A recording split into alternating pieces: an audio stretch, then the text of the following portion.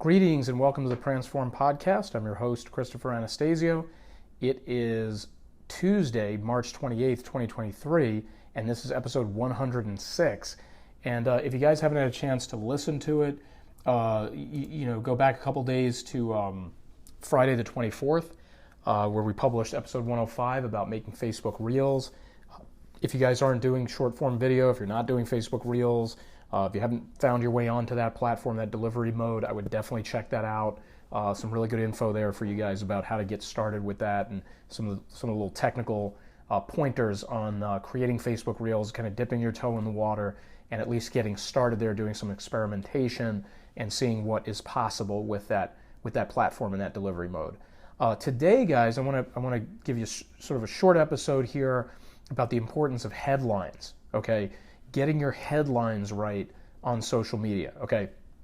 And, if you guys go back to like some real old school copywriting stuff out there, the David Ogilvy's, and that, you dial it back about 30, 40, 50 years, you're going to see a lot of stuff about, I would say a lot of stuff that's still referenced today. It's not like it's not relevant, about the importance of headlines.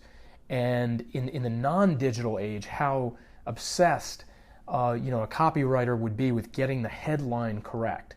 And that carries through to today. I mean, it carries through to the digital age. It's just, obviously, in the digital age, things are noisier and more crowded, if you will, but yet more accessible. So you have a flip side, kind of double-edged sword there. But I would say that getting your headline correct, you take the obsession that, a 1980s copywriter would show towards that, and you got to kind of put it on steroids today, okay, when you're trying to stand out in this crowded space known as the internet.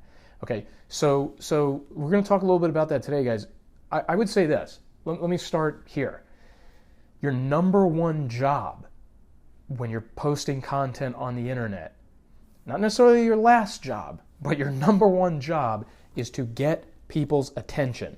You need their attention before anything else is going to happen, okay? It's the old selling model, the AIDA, attention, interest, decision, action. Everything starts with attention. If you can't get the attention, you're done. You're dead in the water before you did anything else, no matter how interesting or great or wonderful your product or service is. You have to get their attention first, okay? So that's what you're attempting to achieve with that headline. The headline is the attention grabber. Is there a chance somebody's going to look past that or keep reading past that even if it doesn't grab their attention and find something else that grabs their attention? Yeah, possibly. But the headline is going to do the heavy lifting 99.9% of the time for you, okay? And the other thing, guys, and this is a common theme on this podcast, is remember, whatever service or industry or business or product line you're in, that's not your main thing. You think it's your main thing. You think it's supposed to be your main thing. But your main thing is supposed to be being a media company, right? You're a media company first. That's what you should be thinking. You're a media company first, and then you do the thing that you do. So you're a media company first, then you're a lawyer. You're a media company first, then you're an accountant. You're a media company first, then you're a tax preparer. Okay?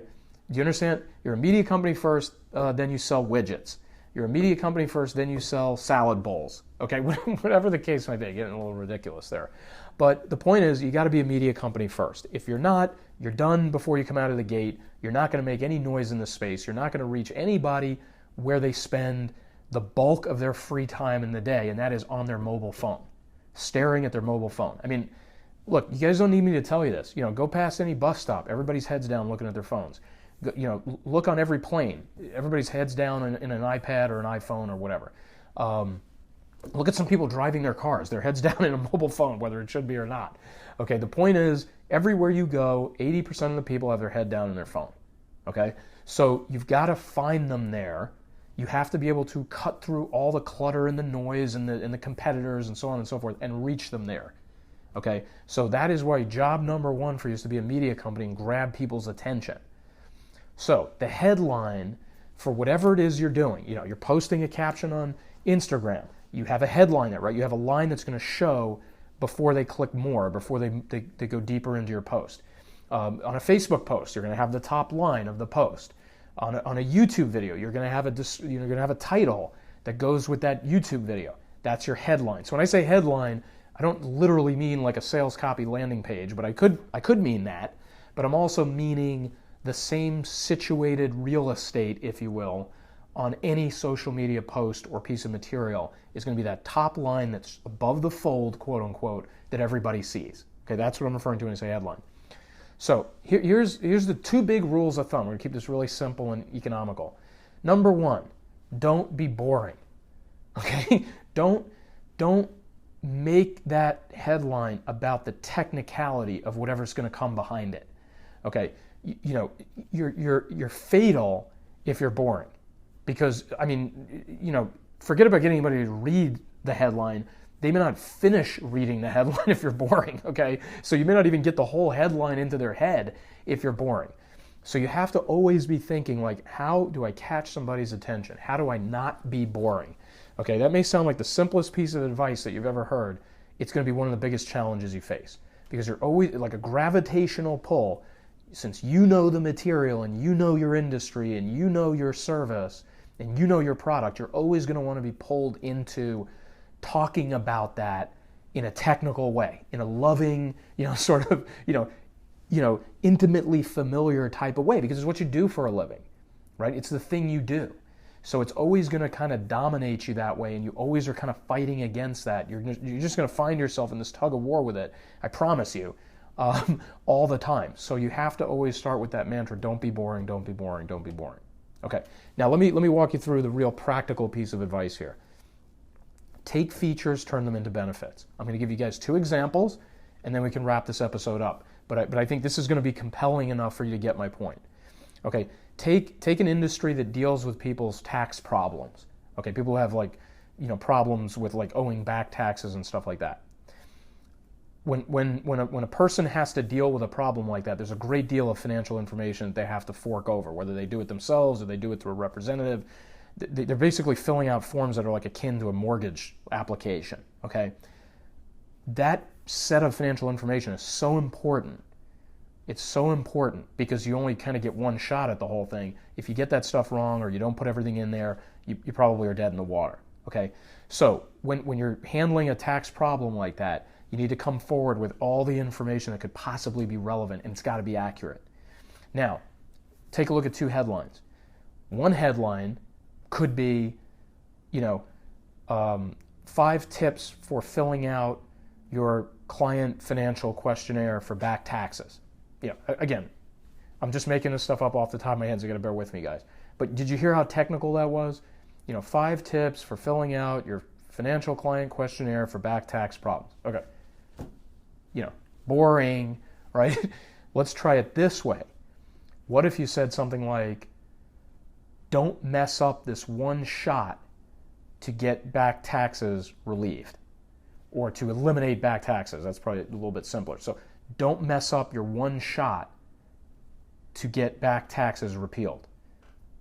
Okay, so what's the difference? So the difference, hopefully you guys sensed it, is the second one is attention grabbing. It sounds urgent. It sounds kind of dangerous. Like, oh, I only have one shot at it, and I can't mess it up. And it plays on the psychology of alerting the person that there's something they need to know in there. Like if they're in that boat, if they have a tax problem and they're in that boat, they are going to want to listen to that second video or that second audio clip or read that second post versus the first one. The first one sounds boring. It's talking about financial questionnaires and paperwork and back taxes related to that. The second headline, and I'm not saying the second headline is perfect. It could be made better. But the second headline is so much better than the first one because it wraps the first one in the result. The result is if you don't do the questionnaire correctly, you lose your shot. You lose your chance to relieve the taxes. So it starts from there. It starts with the benefit. The benefit is you need to make the most of that first shot and get it right the first time. And so if you watch my video or you read my post, you're going to be led down that road. That's the implication there, obviously. You got to deliver the goods. You got to actually give them that information. But that's the whole point there. Okay? So let's try another one. Let's say you have a situation where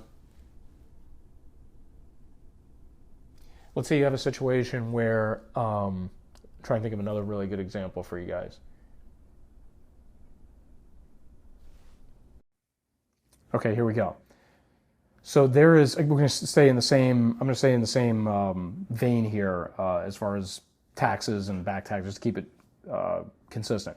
So let's say, so you guys may or may not know, there's something within tax relief, tax resolution that talks about how a taxpayer could legally owe a certain amount of tax, could have the ability to pay that tax, but could still get out of it, or could still have a drastic reduction in it, I should say, if it's determined that the application of that tax is being done so in a poorly administered way.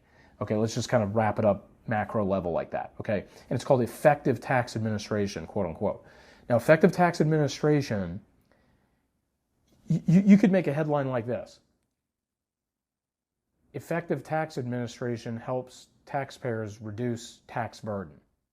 Okay, not awful, right? It talks about reducing taxes and it sounds kind of official, but to me, it's pretty boring compared to what you could say, which would be something like, so this is the second headline, something like how to legally eliminate your back taxes. How to legally eliminate / get rid of your back taxes. Okay? Or maybe a slight modification of that, how to legally eliminate your back taxes even when you can pay. Something to that effect. So instead of using the terminology, instead of using the technical terminology like, hey, let me show off this fancy term that I know, effective tax administration, you say, well, what is the benefit of effective tax administration? It's that a taxpayer who could pay has their taxes alleviated because of something that was done outside their purview, something that was done administratively by the IRS or somebody else. Okay, so that's how you want to take that boring headline that has the technical term in it and change it over to a benefit. Change it over into something like, the second set of examples that I just gave you guys. Okay, how to legally eliminate your back taxes even if you're able to pay, right? Which is very intriguing because that sounds odd. Most taxpayers, I'm talking obviously from the United States perspective here, know that if they can pay, they're probably going to have to pay. But now this is like a little bit of a loophole that legally allows them to get out of that situation. So that's going to capture people's attention. That's going to kind of intrigue them and be like, okay, yeah, that sounds interesting.